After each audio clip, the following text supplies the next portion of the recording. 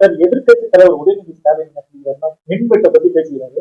அதே போல விடுதலை சிறுத்தை அலுவலகத்திலையும் மின்வெட்டு இருக்குது அப்படின்னு சொல்லியிருக்காரு. தொடர்ந்து மின்வெட்டு. இல்ல, அது அவரு தவறான செய்தி சட்டப்பேரவையில் தெரிவிக்கிறாரு. ஏன்னா அன்றைக்கு எங்களுடைய அம்பேத்கர் திடல், எங்களுடைய கட்சி அலுவலகம் மராமத்து பணிகள் எல்லா வேலையும் செஞ்சுட்டு இருக்கிறாங்க. எல்லாருக்குமே தெரியும். மரியாதைக்குரிய எதிர்கட்சி தலைவர்களுக்கும் அது தெரியும். அதில் எலக்ட்ரிக்கல் ஒர்க்கும் அது நடந்துட்டு இருக்குன்னு தெரியும்.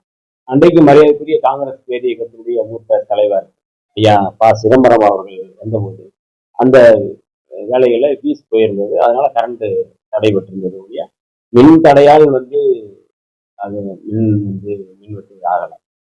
எங்க அலுவலகத்துல தொடர்ந்து இன்னைக்கு போனாலும் வேலை நடந்துகிட்டு தான் இருக்குது. அதனாலதான் போயிருக்கு. அதனால அவரு அந்த கவர்மெண்ட் தாவேகா அரசு வீடு குற்றம் சுமத்துவதற்கு பல வாதங்களை வைக்கும் பொழுது எங்களையும் அந்த வாதத்துக்கு இருக்கிறாரு.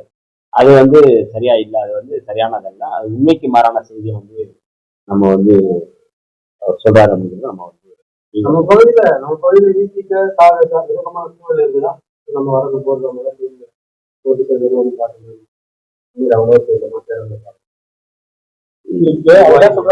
இணக்கமா இல்லைன்ற மாதிரி சொல்றாரு.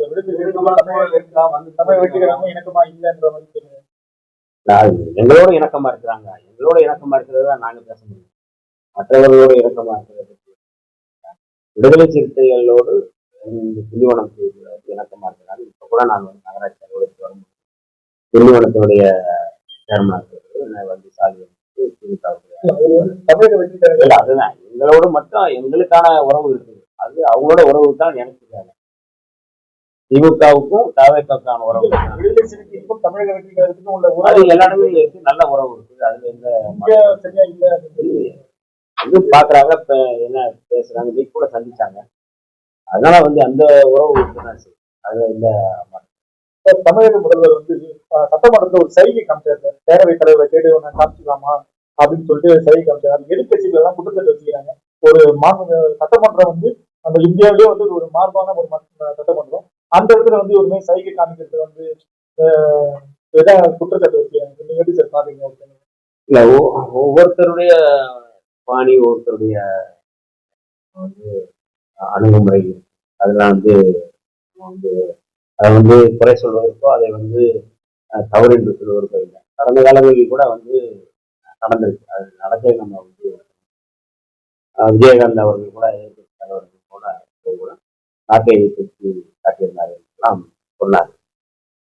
அதாவது எந்த பின்னணியில் என்ன மாதிரியான செயல்பாடுகள் அதை ஒட்டிதான் நம்ம அதை அதனால இது குறித்து தவறு என்று நம்ம இப்ப மாணவிகள் எல்லாம் கூட்டியல் பாலியல் நடைபெறுவதற்கு என்ன மாதிரியான நடவடிக்கைகள் எடுத்துருக்காங்க?